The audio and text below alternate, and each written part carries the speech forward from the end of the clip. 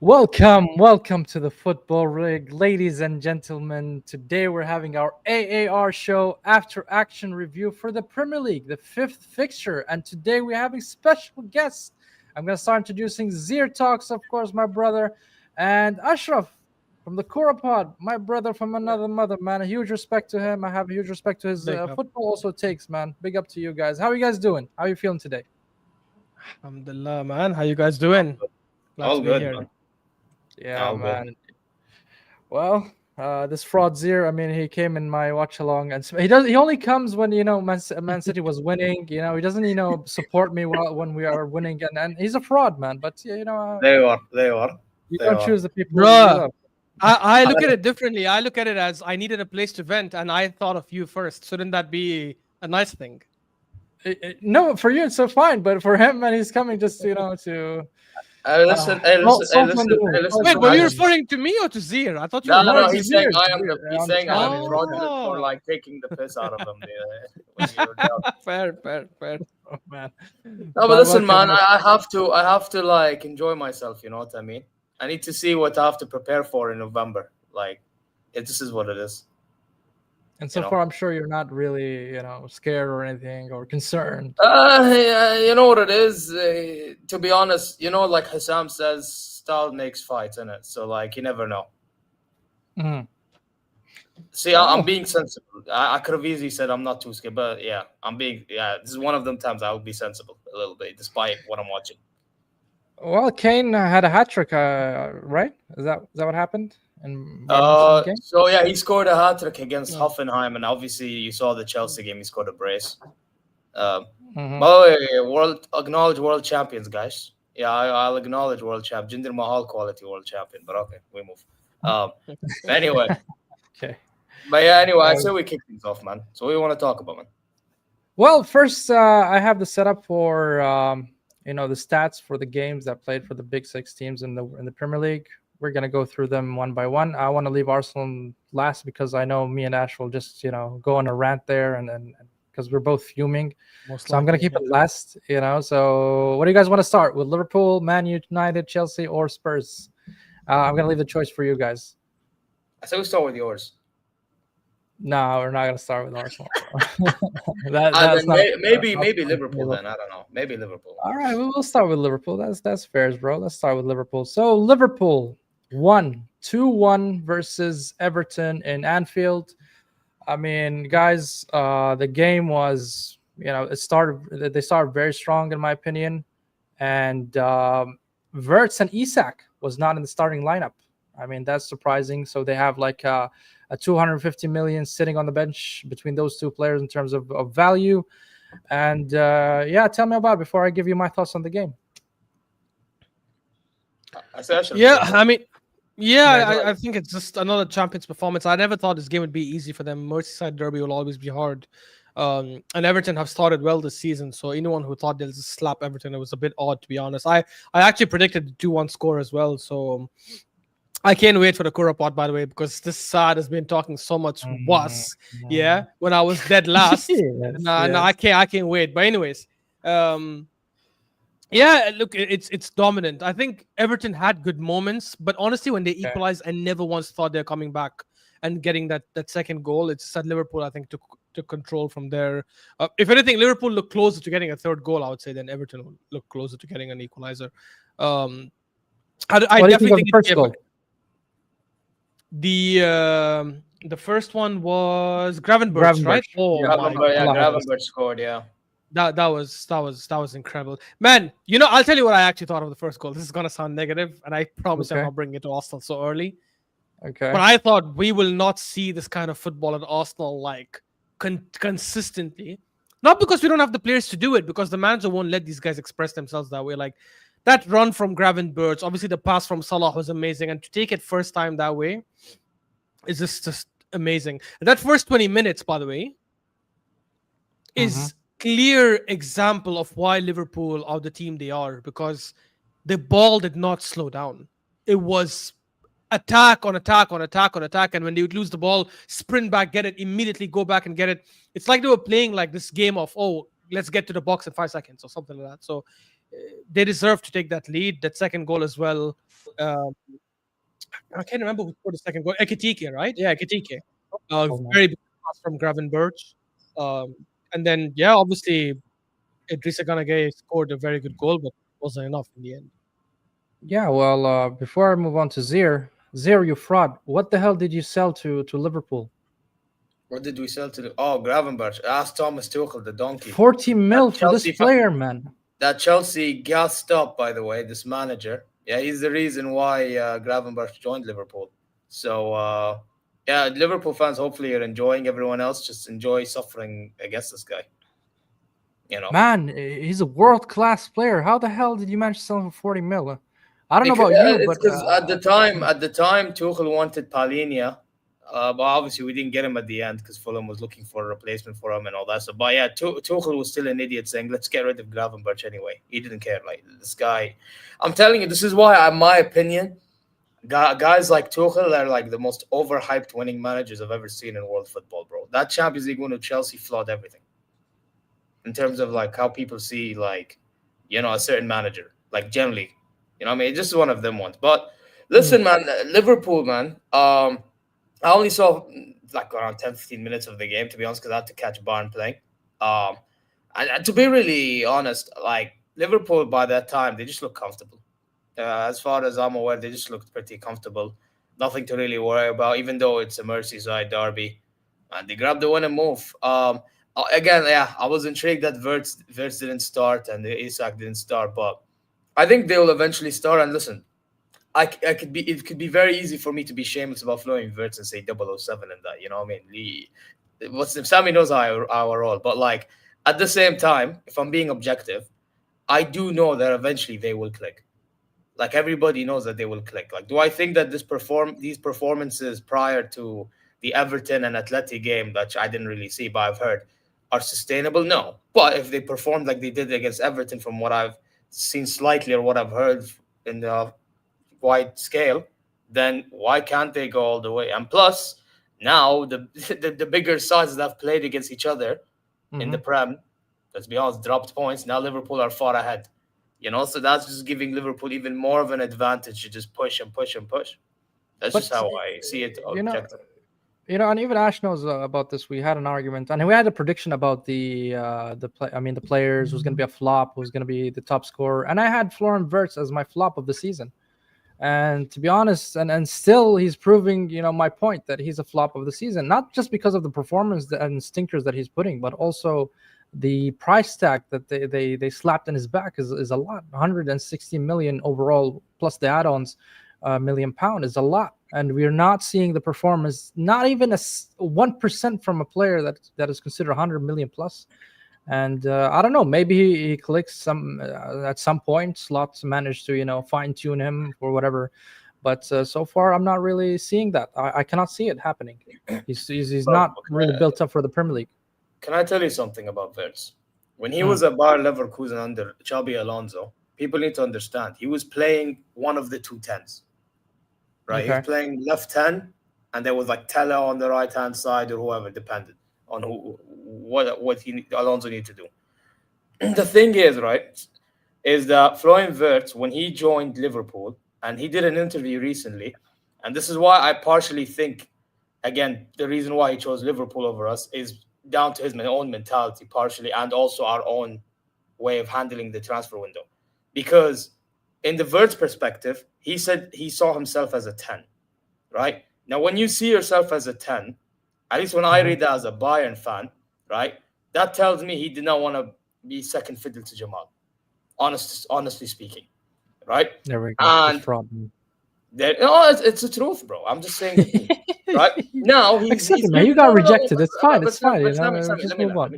on. I'm gonna land to the bit where he's at Liverpool now. Yeah. Okay. Now he goes to Liverpool. Okay, you have an opportunity to show why you are the 10. Mhm. And to show that you are the 10 in the Premier League, I can even admit you have to react quicker. But he's playing as a 10, isn't he? No, okay, that's how they look. He has to react as the 10. The problem is when he's playing as the 10, he's not Okay. reacting quick enough. I feel like that will eventually improve. However, if it doesn't eventually improve, then he's looking like even more of a fraud for everything that I've just mentioned earlier. So listen, man, I don't want to make fun of him too quickly because I think he will improve. However, Mm. I'm just saying he needs to fix up very quickly. He really does. Yeah, I agree. Ash, do you think Isak and Verts are gonna click with under slot?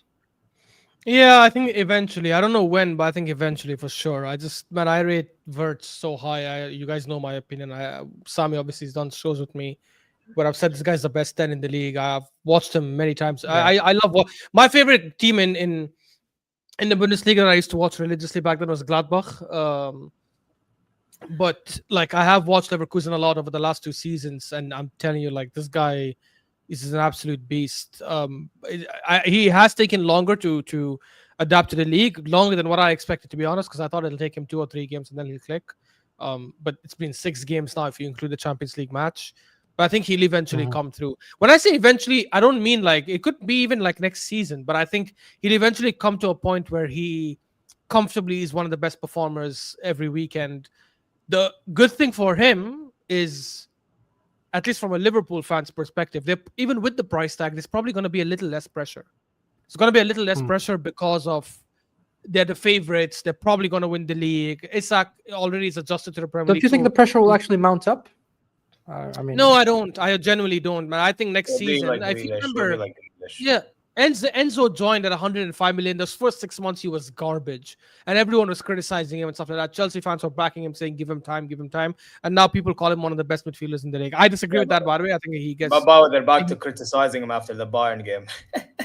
Yeah, obviously, but like it'll like it's a 1 game thing, but over a stretch, they still think he's quite good. Caicedo as well. Caicedo first 3 4 months was abysmal, not abysmal, but he wasn't worth 115 million, and he was getting a lot of criticism for it. I think honestly, man, with these kind of players, as long as their fans are patient with them, rivals will say what the rivals want to say. They'll banter. They'll obviously they'll try to put the pressure on. But as long as the fans know that they can give him time, and that's the best part. They know they can give him time because they're probably winning the league this season.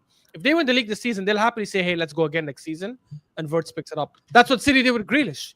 City, until this day, will gaslight us into thinking that Grealish was amazing for them. And oh no, he did his job. mm. He did his job. He didn't do shit, bro. How could you be a winger and have like less than like 8 7 goals in a season, right? And I think that's barely. more down to Pep Guardiola. I can't lie. No, but I disagree here because there's all the other wingers, Sane, Sterling, Mahrez, Bernardo when he played on the right wing, Foden, all got GA. All got amazing GA, in fact. Sterling had mental numbers on the Pep Guardiola. Sane as well had mental numbers on the Pep Guardiola. Why is it only Grealish that's having bad numbers? Bro, even Doku now, this season is tracking up. Like he's got what? 2 assists, I think. Last season he had like, I don't know, 10, 15 GA. I don't know. I feel it's more on Grealish, to be honest. Maybe He's City's balling a little. system doesn't work for Grealish, but I think it was more on him, to be honest. For 100 million, he was obviously a flop. Okay. Listen, I won't deny much. I'm just saying. Like, I feel like because we're obviously under Pep, he likes his players to, be in specific areas, and I don't think that suited. Grealish at City was kind of reminded me of how currently you guys are dealing with Eze. Like, and I noticed in the Bilbao game, the brother tried to be more central, and the guy's forcing him wide in that. But we'll talk about that later. But that's the vibe I get with some players under these managers. It's like they need a little bit more freedom, I feel like, to do their jobs. But it is what it is, man. But obviously, you have to also adapt. So I get your point, actually. I do.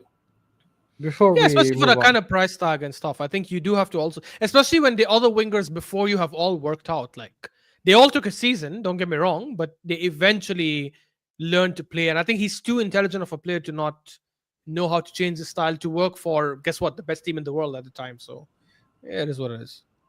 yeah, but before I move on to Liverpool, I just want to say, Liverpool, I think they took off their foot off the gas when they scored the 2 goals, and rightfully so, because they need to conserve as much as energy as possible. Especially the defense, they don't have really much of options on the bench. So I think what they did is smart. It is risky, even though Idris Gaya scored, and they could have actually scored another. And however, I think Everton offensively, from what I've seen, this game in specific is a one-man show. I mean, I've seen only. Grealish is the only one who's trying. They always try to pass it through him. So I think Everton needs to find, solutions. Even though they have like another creative players, they signed what is his name? I think Dibling from Dribbling, yeah. Southampton. Yeah, so Southampton. yeah, he was good when he came in, but I mean, I think they're over relying on Grealish, and I think he doesn't have that leg on him yet to actually carry the team. He's not the Grealish that we saw in Aston Villa. I mean, I think that Man City last couple of seasons, his dip in form kind of hindered him right now. But I think he's gonna come back to the Grealish that we all saw with Everton, with Aston Villa. But moving on, I want to talk about Man United and Chelsea. Even though I really did not enjoy the game, but it's one of them that we need to talk about. So 2-1 Manchester United in Old Trafford. Amorim is under heat. He needs to win with all these negative results that he's having. The Manchester United fan base is really upset and fuming, but they managed to get the 3 points. So what are your thoughts, guys? The first red card came at minute 4 for Sanchez.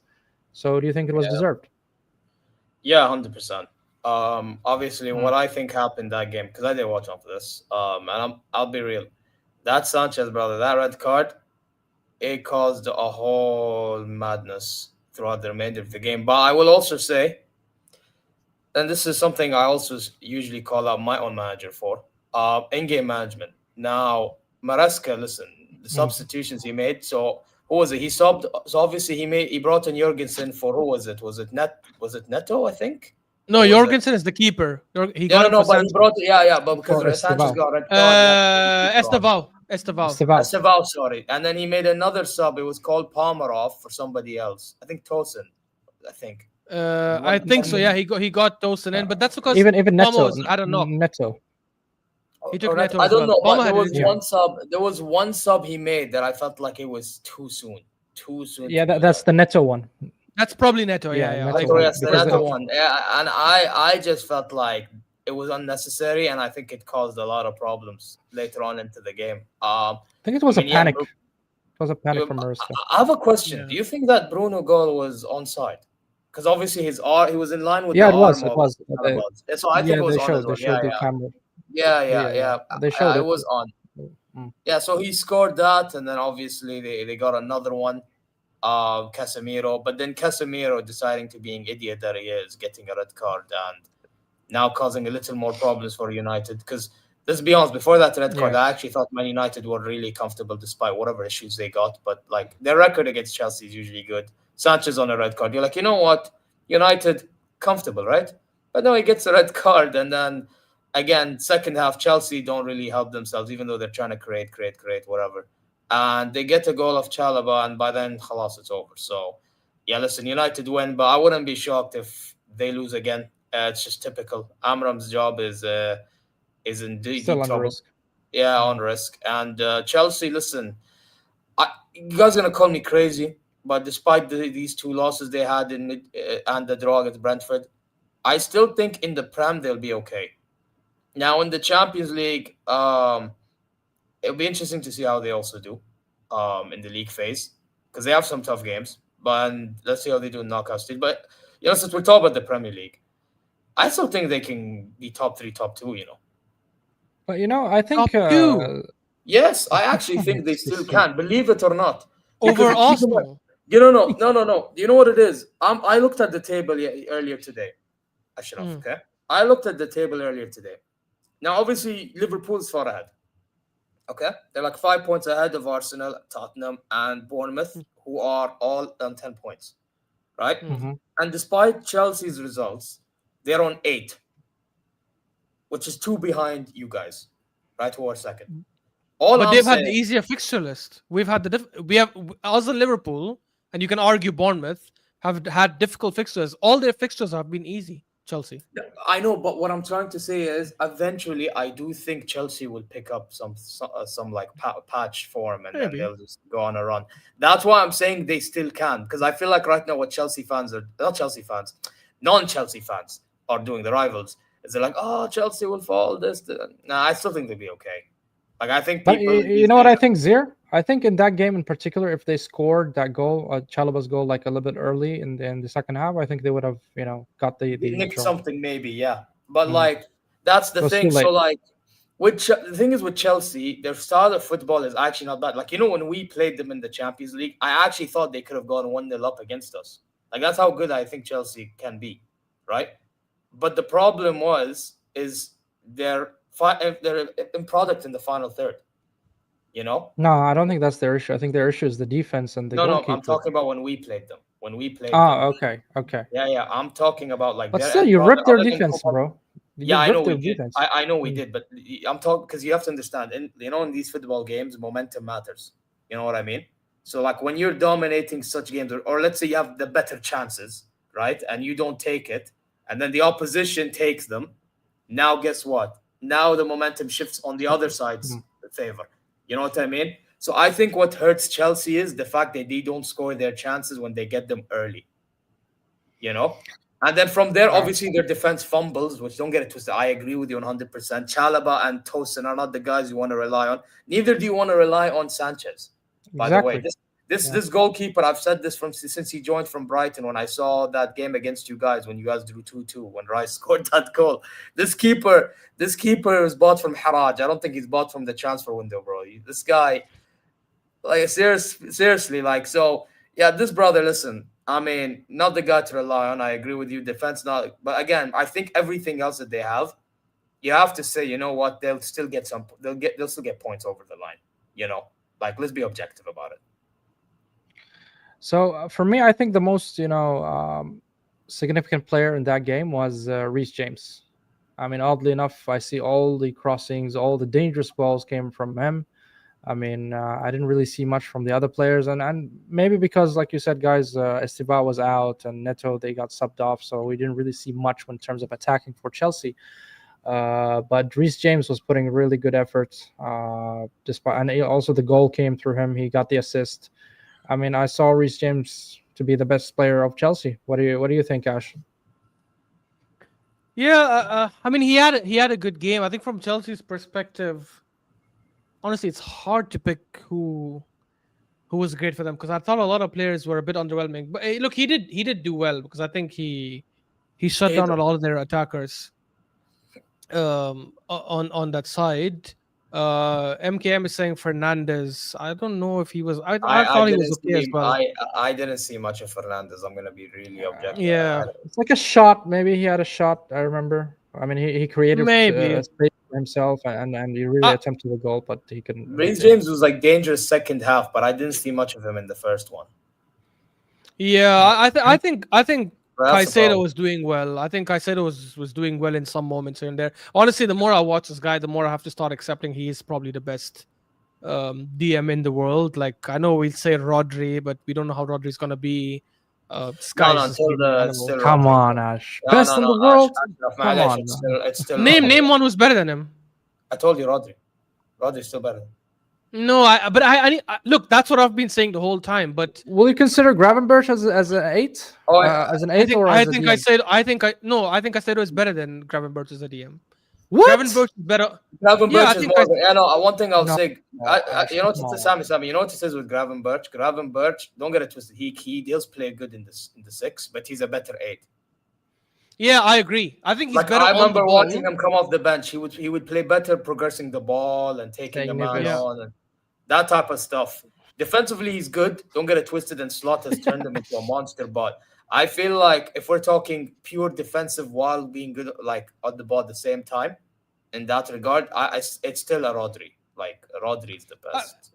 Look, I'll agree with you if I see Rodri doing it for like at least 10, 15 games in a row. I'm still a bit skeptical, but we'll see because against United, I know they slapped them 3-0, but I thought he missed the ball a couple of times really bad in ways where he didn't miss them before, or he would make certain like sloppy mistakes. It was like, oh, this was never Rodri from 2 seasons ago. So maybe if he gets back to that form, it's obviously Rodri without any doubt. But if we talk about like what we have seen over the last 1 year, yeah, I definitely think it's Caicedo because while I love Gravenberch on the ball, I think he's incredible on the ball, one of the best as a DM. But as a DM, I always judge you on what you do off the ball first. As long as what Zir said, as long as you have some good qualities on the ball, like, you shouldn't be garbage on the ball either. Like that doesn't make sense. Right, we have the Ballon d'Or, Um, guys. Look at this. Pedri came in By the way, 11. Pedri Listen, 11. if Oh, Billah, that's the biggest That's Well, if I biggest, one of the I'm biggest in big robberies trouble. I've seen. By the way, He's the best if I midfielder in the world. Vinicius finished 16th, enough said.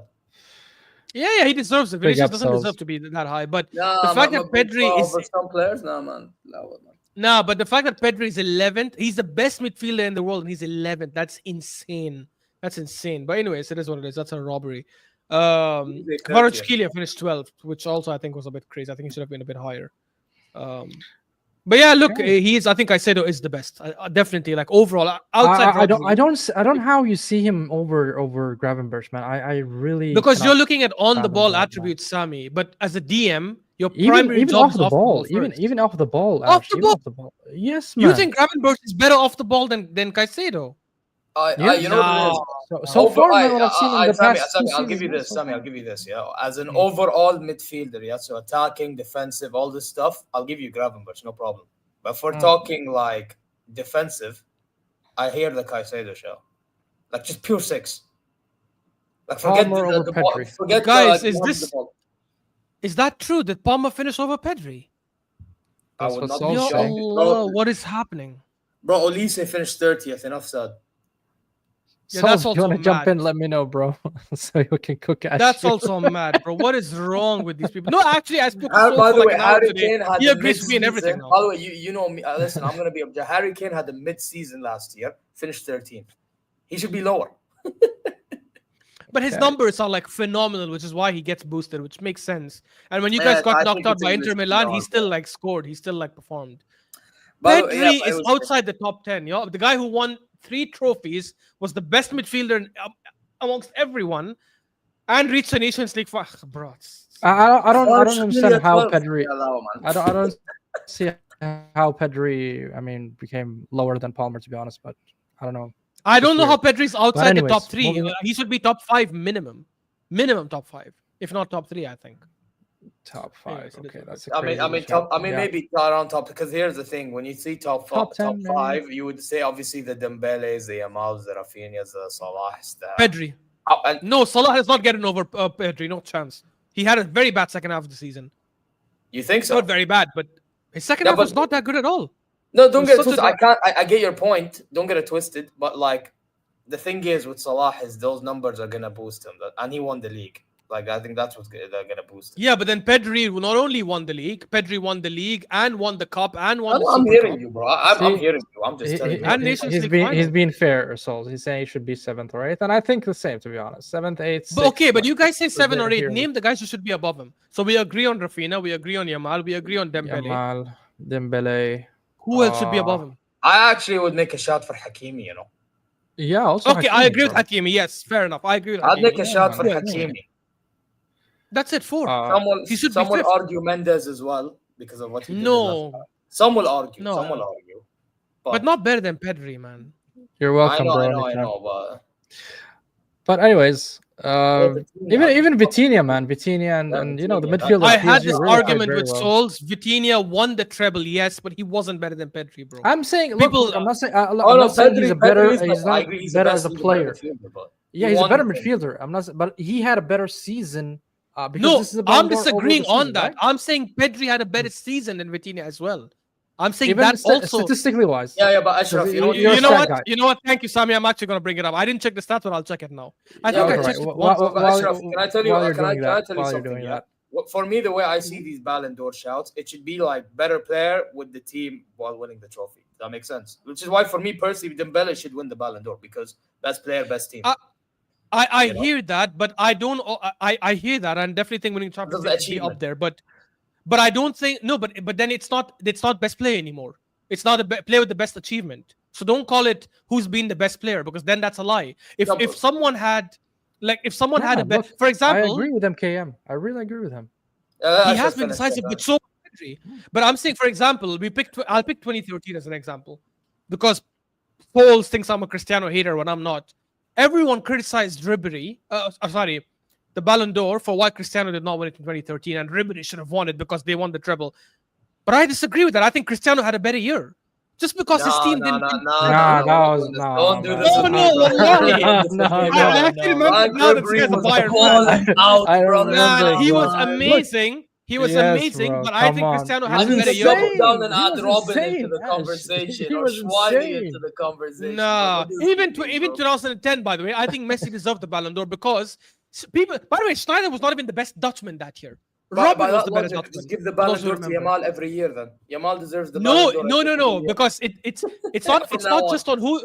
No, but it's not just on who's the most talented. It's also on who actually performs the best. For example, who's more talented, Hazard or let me pick a decent winger. I don't want to pick some crappy winger.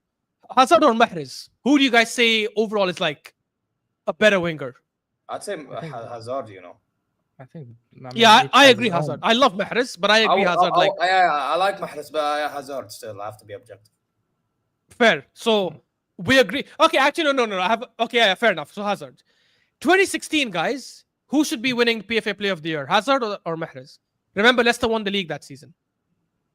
I mean, It should, Mahrez it won the should be league and he Mahrez. was a better player, so he won it. Fair enough.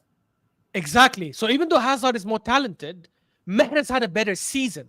So I understand Yes. rewarding that.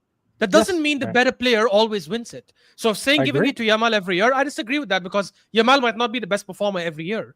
Messi was the best player over the last 15 years. Did he win it every year? No, and he didn't deserve to win it every year because he wasn't the best performer every year. Some years Cristiano outperformed him. Which is why I'm So, saying it depends. so let's go on through the last two games so we can have some Yeah. time to talk about even the Ballon d'Or. I would I'll love pull the to. stats still then while you're talking about that. Yeah, no problem. You can do that. So we're gonna bring the Brighton and Spurs. Honestly, I did not watch the game. I just watched the extended highlight of the game, and Spurs were 2-0 down, and they managed to, amend the situation, get back into the game, and they were really close to get a winner, from what I've seen. And when Xavi Simons came in, they actually shifted momentum. They controlled the ball more. They pressed Brighton more. However, they couldn't really get the winner. So thoughts, guys, and for me, to be honest, Spurs are one of the teams that are moving, in the shadows, and I like what Thomas Frank have done with Spurs in terms of mentality, in terms of structure, in terms of performances. They're really looking better.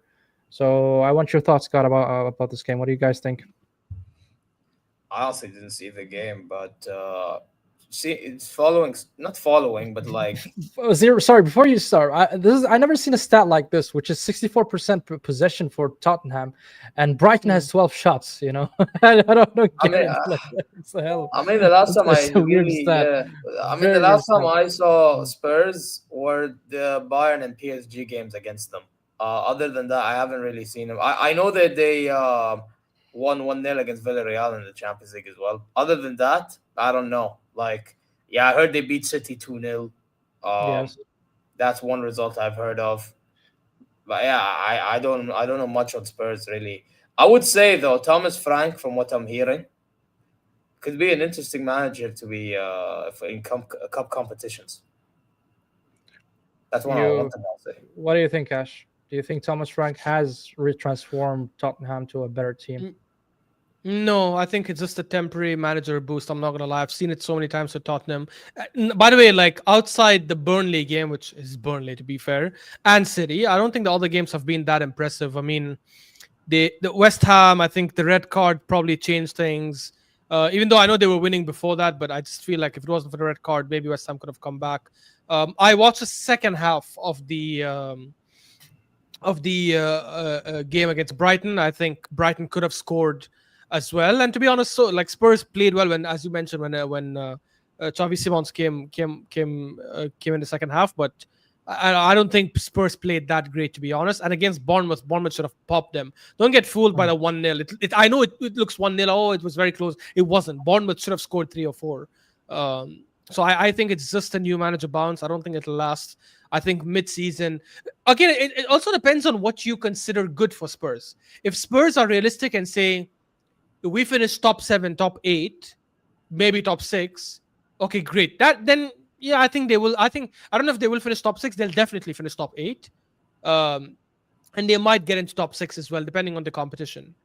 But I mean, I think is top 10 is good for them. I mean, from where they were last season. No, but They it were should. 15th.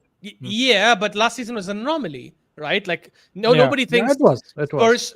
Yeah. Nobody thinks Spurs should have a team that's only good enough to be 17. So, in my opinion, they should be challenging for top 4, and I'll tell you why. Because they were close to it 2 seasons ago, They haven't lost anyone. Okay, they've lost Son, but he got older. They got Xavi Simons, who's a very good replacement. They got Kudus, who's a very good winger. I don't see why they shouldn't be challenging for that top 4 position.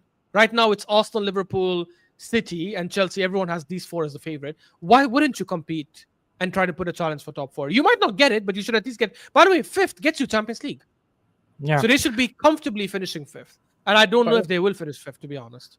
I like what MKM said. I mean, he said here, yes, you can have, he needs to get players, but what he did in 4 months actually is significant to change the way Tottenham played. They're getting results convincingly or not. They're getting some results, maybe not convincingly, but still.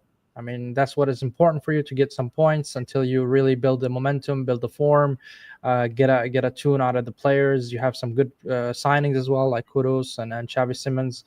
And I think Tottenham are moving slowly but surely. This is what I think. I mean, yes, their aim should be like top 6, maybe, or whatsoever. And if they get top 6, I think they can neck like a cup.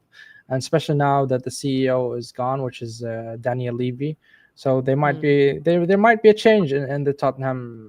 I mean, I would say a dressing room, like a big change. Because until now, I don't know who they announced to be the CEO for them currently. Do you guys have an idea? I don't know. I forgot his I name. don't know. They already assigned somebody as a CEO? Yeah. Some Spurs fan told me. I forgot his name, man. I'll try to find it and tell you. But anyways, what I'm saying is they're having a change. Maybe that change will change even the way the fans look at Tottenham. And Daniel Levy, from terms, and I had a full episode about this when Daniel Levy left or stepped down or whatever, he was sacked, whatever you want to call it. Vinay is his name. Oh, right, Vinay, the one used to be for Arsenal. Yes, our Yes, former yes. CEO. But he was the CFO, I think, right? And now he became No, he CEO was or our CEO. He was our CEO. Oh, you mean for Tottenham? Yes, I think he was the CFO. Tottenham, I don't know. I don't know where he was. I don't know where he was for Tottenham. Yeah, Vinay. So I don't know. To be honest, I don't know. I mean, I think Tottenham somehow is changing, and maybe they're not going to change this season. But moving on forward, Levy left them in a very good position in terms of financials. 20 years or 20. How long he's been here? Since 2001. So 24 years as CEO. Long time. Yeah, 24 years as a CEO is a long time, but leaving, the only accomplishment I would say that he left them in a very good position financially. In terms of trophies, not really. He had only with a good squad. Trophies. He left them with a good squad as well. Good squad, financially they're good. They're having the new stadium and all that stuff. So I think that's a very good, thing to build on. So we'll see how it goes with Tottenham. I'm not gonna judge them now. So let's wait until maybe 10th round or something, and then we can have a bigger sample to judge Spurs. But anyways, that's all about Spurs. We're gonna move on to the most interesting one and most controversial one: Arsenal versus Manchester City. I'm gonna leave the floor to you, Ash, first, because I know you have a lot to say, and then Zira, and then I'll have my own say about it. Please, the mic is yours, bro. Yeah, I mean it's just a culmination. Start with the lineup, please. That's the hot topic. Yeah, start with the lineup. and I'm heading to that, so because I think it's just a culmination of everything we've said before the season started on why we would not win the league. Just this manager and his horrendous decision making. That lineup, he was asked. I don't know if you watched the press conference after Sami, where he was asked, can you walk Nobody us asked through me this about team? it in the Atletico Bilbao game. Nobody asked about the Bilbao. Shut the hell up, you piece of shit. Honestly, I don't like cursing him, because the reality is, I do think he's a good coach, but qassam billah, like every time I hear him, like now sometimes I hear him speak, and my body just feels like punching the wall. Like, Yes.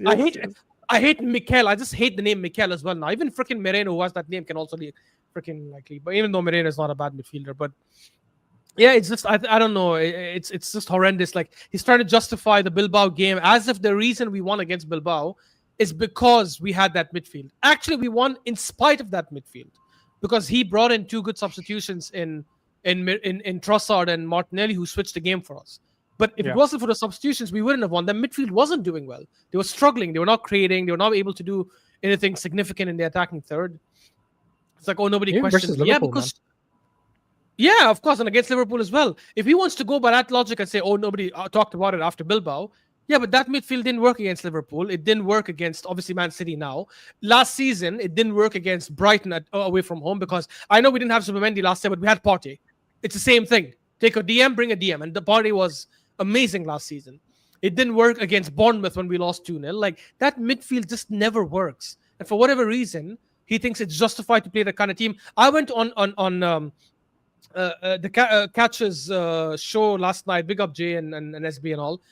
And Jay was saying, "Oh, I don't agree with the lineup. I can understand if we do it away from home, but why are we doing it at home?" And I had to tell him, Jay, I disagree. I don't think that lineup works even away from home, even against Yes, Bayern or against agreed. Madrid or against Barca or against PSG. That midfield should never be played because you're basically telling the opponents, "I am here today to get a draw." They are probably going to say, "Hey, if we attack a bit more." They're not going to be able to get us on the counter. And the moment we get a goal, which is what happened with City, let's just sit back. They don't have anyone to break a low block. They don't have any creative midfielder.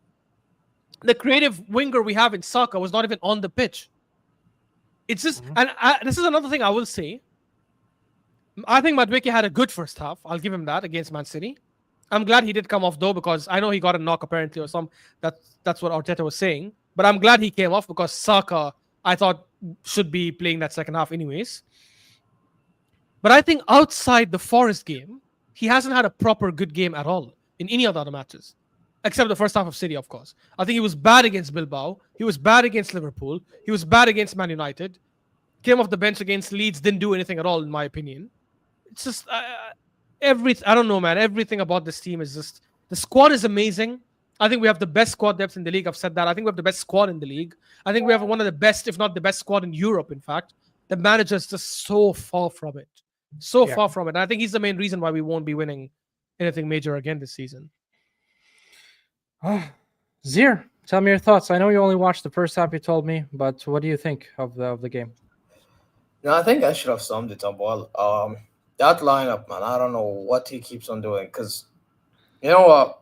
Usually I will say, "Oh, Arsenal hasn't done enough in the transfer window, this and this and that." However, this summer you have.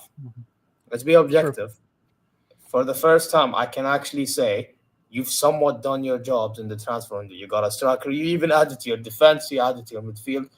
I don't know what else more you can do. Maybe you could actually get proper fullbacks. Other than that, it doesn't matter because you still have guys that can do it. Like Hincapié realistically could play left back.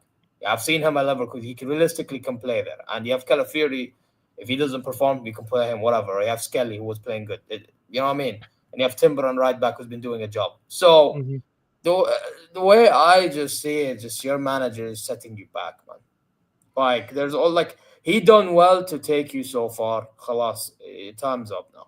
Like, how many phases do we need until this brother actually realizes that he ain't going to be doing nothing? You know what I mean? But some positive Arsenal fans are saying, okay, we drop points, but the only two teams we drop points to are Liverpool and Manchester City. Yeah, but that's not good enough.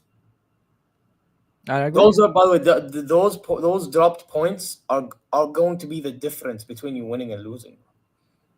And you have Newcastle next, by the way, from what I've heard.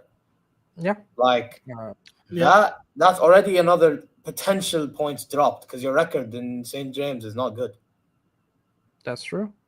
That's absolutely true. It's not good. So, like, the way I see it, man, is this brother needs to change his tactics so he can jog on, bro. I'll be honest. This brother needs to leave. You know what I mean? Go get someone experienced, someone that knows what it takes to win. And that's it, bro. Because that team, bro, I was watching Bilbao. Yeah, Sammy knows because I gave him a call at halftime. I was watching Bilbao. I didn't watch one. Bro, yeah. It was horrible. I needed bleach on my eyes to cover what I was watching, bro. That was utterly pathetic, bro. This manager literally is not allowing Eze to play ball. Is forcing Gyökeres to go wide and all this stuff. What am I watching, bro? What am I watching? You know what I mean? Like, when you're somehow getting the best out of Mosquera, yeah? When you're somehow getting the best out of Mosquera, but you can't get the best out of your forwards, it just tells you everything you need to know.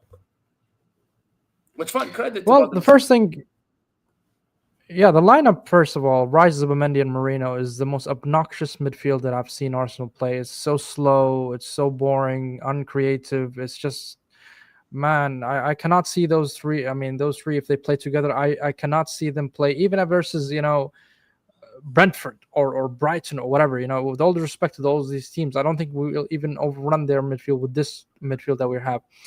And I want to ask you a few questions, guys, about the goals. Like Haaland, when he scored at the minute 8, do you think Saliba was at fault here? Yeah, he definitely was at fault. I think when we're facing a counter attack that way, why on earth are you running and looking at Reinders? The real danger is running behind you. Even if you leave Mm. Reinders and you just go on Haaland, I think Timber, if I'm not wrong, was the other guy. He would have Yeah. blocked Reinders anyways. And worst case scenario, Reinders takes a shot from outside the box. It's okay. I'll take my chances with that. I have Raya who can save it. Or if Reinders scores a screamer, I at least can go like, yeah, fair enough. Like screamer from outside the box, that's a good Mm. goal. The fact that it's obvious Haaland goes 1-on-1, he's going to score. And if you are running at Reinders that way, you're not even blocking the pass, you're not even blocking the angle where Reinders could play that pass to Haaland.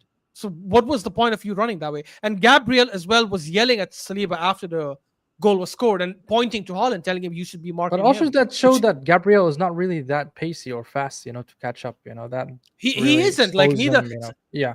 Yeah. Neither one is, but also to be fair, Holland is one of the fastest players in the league. So I don't mind. Like I don't. I'm not blaming them for Holland sprinting past them.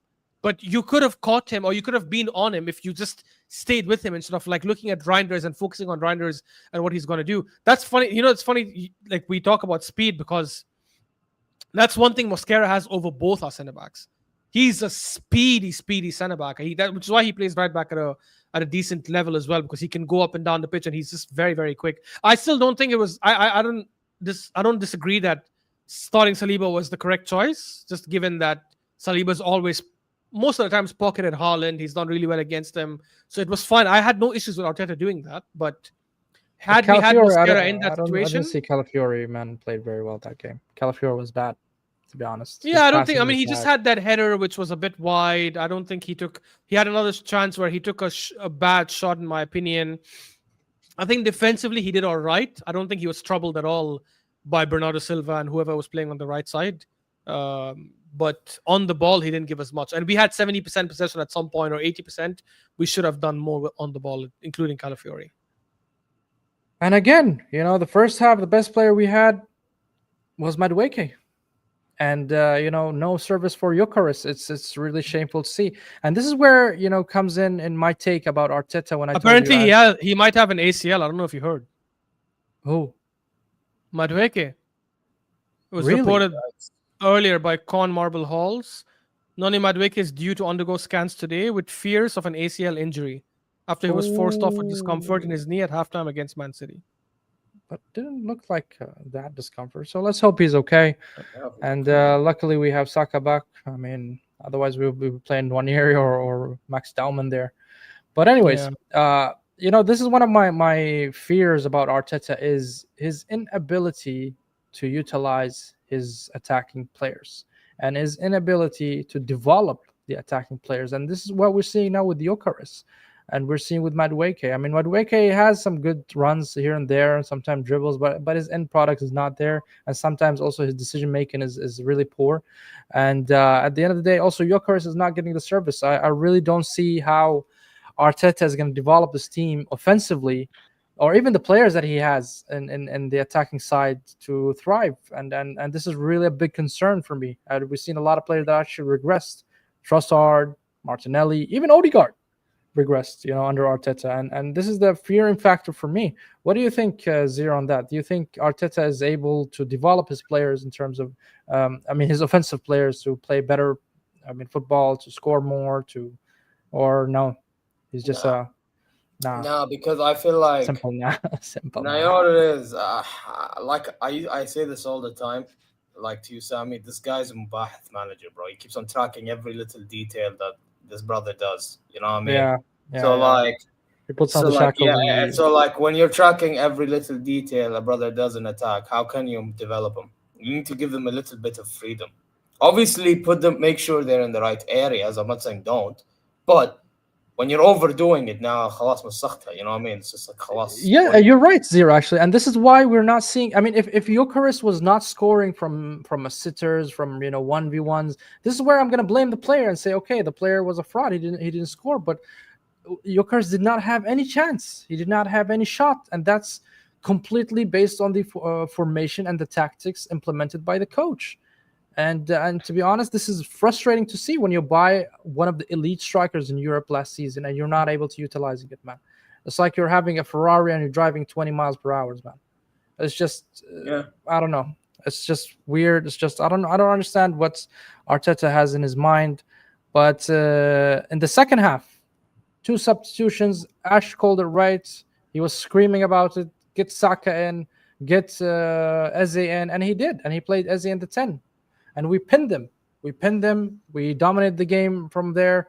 I mean, why do you think we didn't start that lineup, Ash? Why didn't he start Eze as a 10 instead of Marino? Saka, I understand. He's coming from an injury. I understand Saka. But I have no issues with Trossard. I have no issues with Madueke starting. I have no issue with Saliba. Why he didn't start Waneri or Eze in the 10 when we have 2 natural 10s on the bench?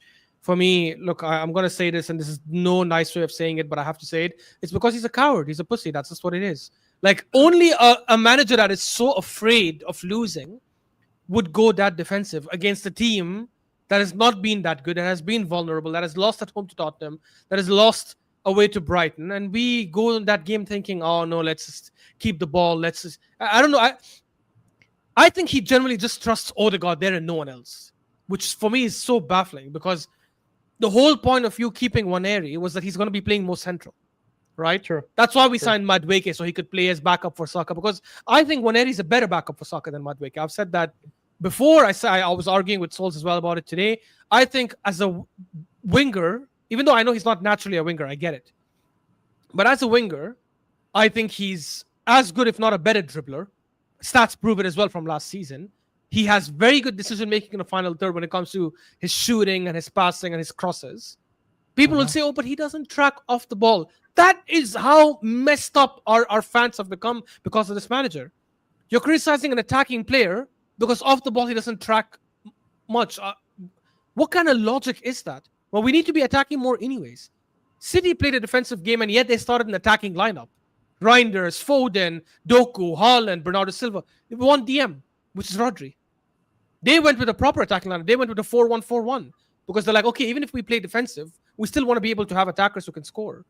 But people have this weird misconception that, oh, for you to score, for you to defend well, you have to have defensive players on the pitch only. Like it's just crazy. I think he was just scared of losing. I think he's just been a coward. I said before the season started that I'm going to give him the first 6 games, because while I think the squad is amazing and good enough to win the league, I don't think the manager is good enough to win the league. And he can change my mind in the first 6 games. Because in the first 6 games, if I see him play a different style, if I see him play more attacking, not even in against Liverpool or against United, but in the Forest game or the Leeds game or Newcastle, you might now say, okay, but he did attack against Forest and Leeds. And I'll actually tell you this. You know how people have been saying, oh, Liverpool is not sustainable, the way Liverpool style is not sustainable, the way they've been attacking, the way they've been scoring in the last minute to win games, it's not sustainable. You know what's not sustainable, Sami and Zir? What's not sustainable is Arsenal scoring their opening goal from set pieces. Yesterday was the first game in the Premier League where we didn't score from a set pieces the opening goal. We had 11 corners. If you can see the stats here, the last one. Yeah, exactly. And the only reason we scored from open play against City as our opening goal is because we were desperate. Because it was the 92nd minute. We were 1-0 down. As they said, let me try something that I know I can do. And Martinelli made a very good run. But if the score was 0-0, we wouldn't have tried that. I promise you that. We would have just kept relying on set pieces. That is not sustainable. And I don't need to wait for the 6 games now. I don't need to wait for Newcastle.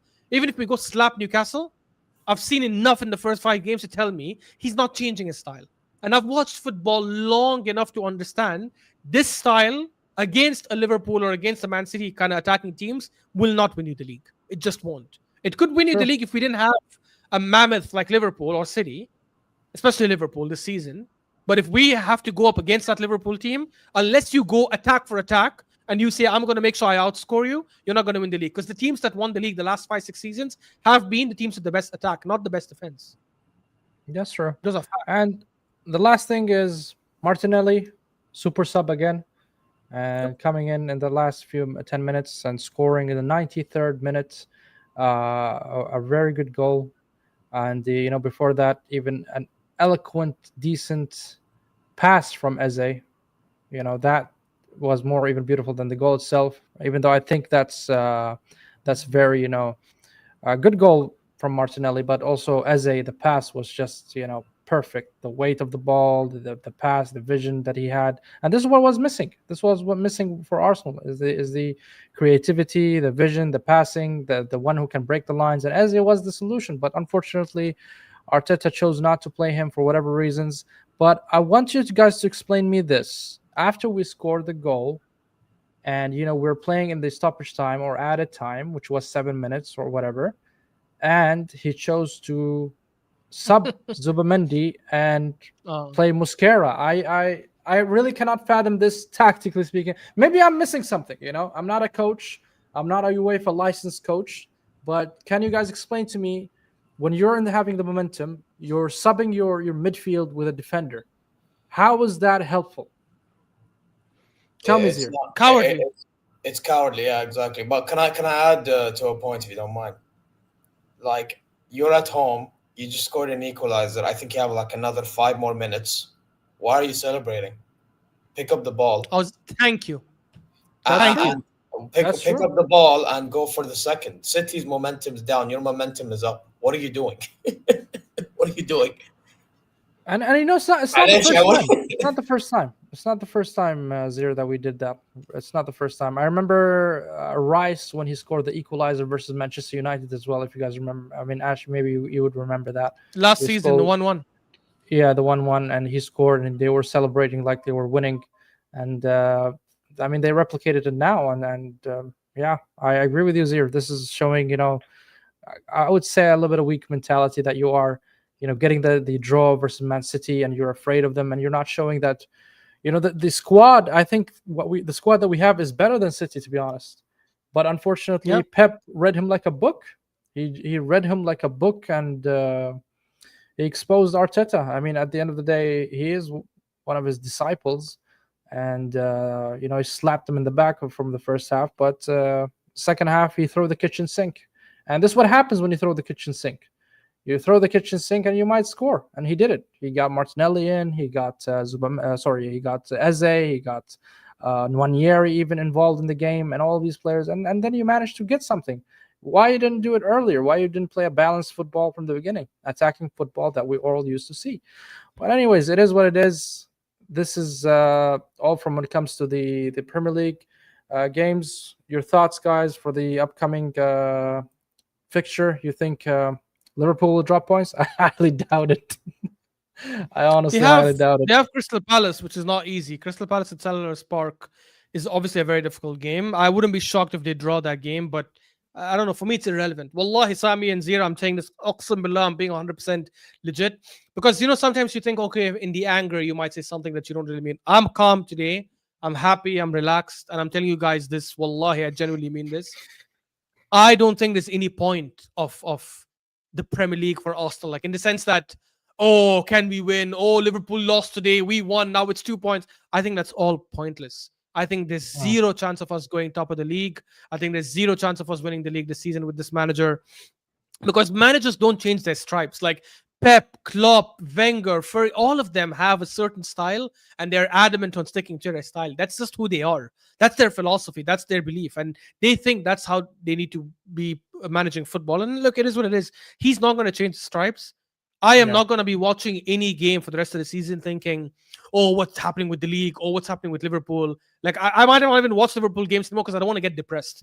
Because I watch Yeah, I Liverpool agree with games, you, and if man. they win the I last agree with game in the last minute, I should be watching those games just for the sake of watching those games. But I, unfortunately, because I'm a stupid fan who gets sucked into the whole euphoria of football, I watch those games thinking, oh, what if they drop points? And what if Arsenal? And I have to slap myself and say, stop. Be reasonable. Everything you said before the season started on why Arsenal are not going to win the league, what has changed? Yeah. Nothing's changed. Have Liverpool gotten weaker? Have they had any major crisis? Have Arsenal gotten better? Has the manager changed? No. So, Khalas, why are you Mm. being excited? Just vibes and chill, bro. Vibes Yeah, and chill. it's Zir, one of those. final word for you, bro, before we wrap up. Yeah, no, it's just one of those. Yeah, I agree with Ashraf. It's like there's no point. Like if Arsenal's not gonna change, then what's the point in even hoping that you know what I mean? Like at this rate, you're just deluding yourself. Don't get it twisted. It is fun to hate watch. It's just fun to like it's like I do it sometimes. But like let's be honest, we all know what's happening at the end. Like at the end of the day, it's just like they're gonna get a result. And if they drop points, are you gonna get the result? Like worry about yourselves first. So yeah, so fair enough, Ashraf. Like, it just is what it is, man. On that note, guys, Zir, Ashraf, thank you guys for tuning in, and you are always welcomed in this channel, bro. And it's yeah, Ashraf said it, man. It's frustrating to watch, but I'm a fan of Arsenal. I'm not a fan of Arteta like a lot of people, and yeah, I want him. I want the guy gone, but in the positive way, I would say, if Arteta leaves and whoever comes in, I think he will have a very solid squad to build on. And if he's gonna change players or sign a player or two, he will have not he doesn't really need to overhaul the whole team. He will just have to add one or two players, and I think we can go banging and winning trophies, back trophies. And Arteta, he probably is our Brandon Rodgers. So let's find our club or Pep. That's what we're gonna seek for. And on that note, guys, thank you again for tuning in. Thank you everybody on the chat. Hit the like button, subscribe. If you're watching on the replay, also hit the like button. And thank you guys. Thank you very much. Appreciate it.